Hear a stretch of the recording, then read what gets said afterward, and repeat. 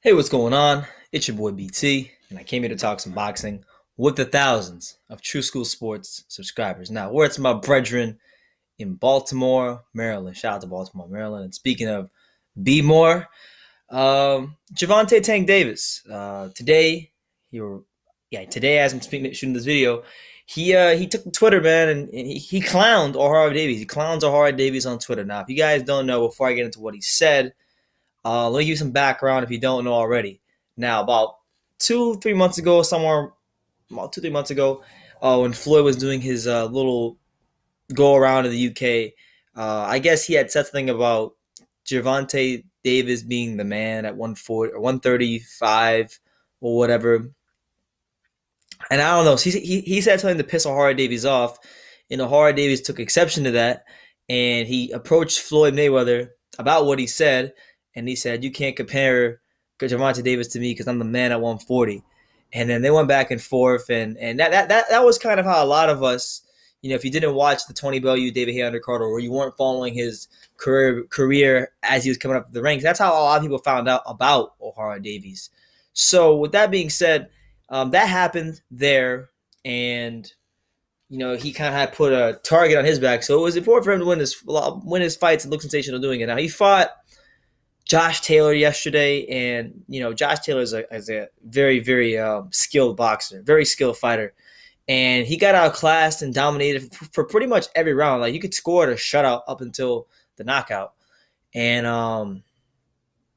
Gervonta Davis took to Twitter to basically comment on the fight. So here's what he said, very short and sweet.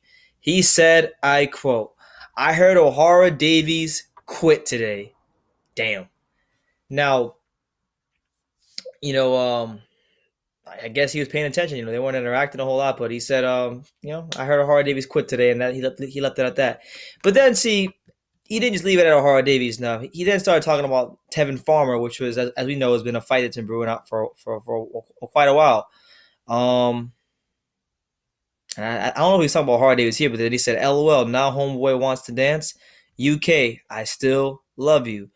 He then goes on. This is when he starts talking about Tevin Farmer, because Tevin Farmer said, in a separate tweet, Tevin Farmer said, I quote, "Gervonta, we are rumbling on August 20. Are we rumbling on August 26th or nah, champ?"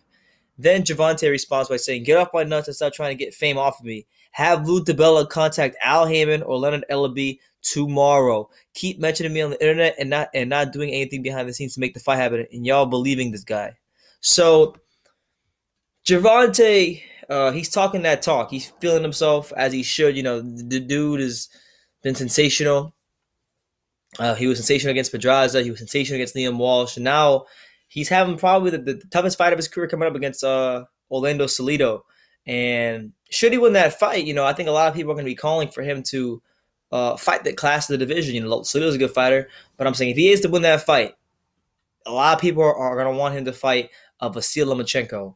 And I don't know if that's going to happen because, we know what's going to happen if they fight. Lomachenko will probably beat him, and Tank's probably a little too inexperienced right now for him. But he's fighting Salido, tough fight in his career. Gervonta Davis is feeling himself.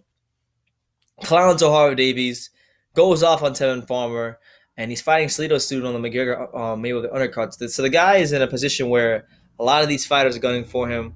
He's fighting on the Mayweather McGregor undercard, which is going to be seen by millions of people. So, if all goes according to plan in the ring for Tank, could be one of the next big stars in boxing. But I like him. I think he's a good fighter, and we'll see what happens. Hopefully he has a good performance against Salido, and I still want to see the Tevin Farmer fight. I want to see what he can do against another fellow slick, skilled boxer. It's one thing to fight guys like Pedraza, who is a world champion, and Liam Walsh, guys who are good, but they're not really like slick. They're not like ridiculously athletic fighters. Tevin Farmer would be the most athletic fighter that Tank has fought to date. So it's a fight that I've always wanted to see, and I want to see who would win.